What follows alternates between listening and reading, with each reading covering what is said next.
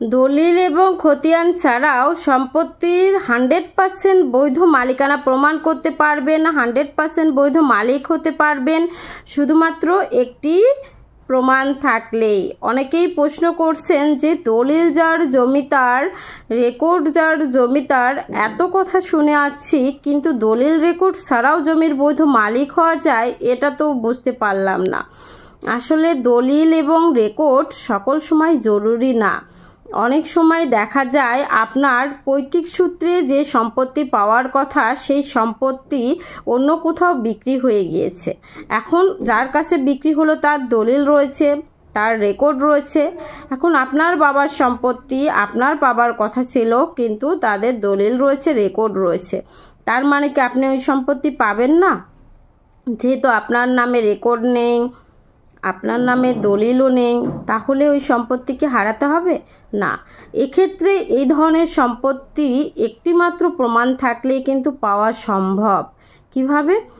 অনেক সময় দেখা যায় যে আমার বাবার যতটুকু সম্পত্তির অংশ পাবার কথা ছিল তার থেকে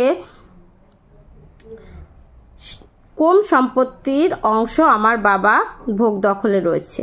তার যতটুকু পাওয়ার কথা ছিল ঠিক ততটুকু অংশের মধ্যে কিছু অংশ সম্পত্তি তার ভাই বিক্রি করে দিয়েছে। তার মানে আমার চাচা যতটুকু ওয়ারিশ সূত্রে সম্পত্তি পাবে, সাপোজ আমার চাচা ওয়ারিশ সূত্রে 4% সম্পত্তি পায়, 4 বিঘা সম্পত্তি পায়, কিন্তু সে বিক্রি করে দিয়েছে 6 বিঘা সম্পত্তি।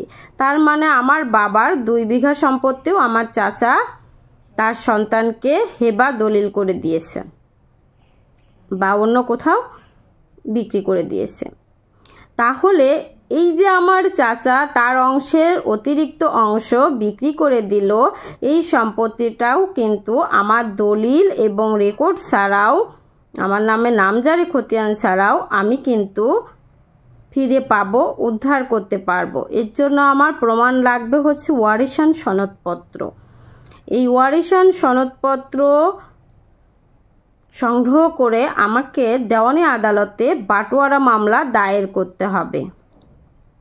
এই বাটোয়ারা মামলা দায়ের করলে কিন্তু অবশ্যই বাটোয়ারা মামলার ডিক্রির মাধ্যমে আমি ওই দলিলটি বাতিল করতে পারবো, যেই দলিলটি কিনা আমার চাচা তার সন্তানকে হেবা দলিল করে দিয়েছে। ঠিক ওই 2 বিঘা বাড়তি সম্পত্তির দলিলটুকু অকার্যকর হয়ে যাবে, আর আমি দলিল এবং রেকর্ড ছাড়াও জমির বৈধ মালিকানা অর্জন করব ওই 2% সম্পত্তির।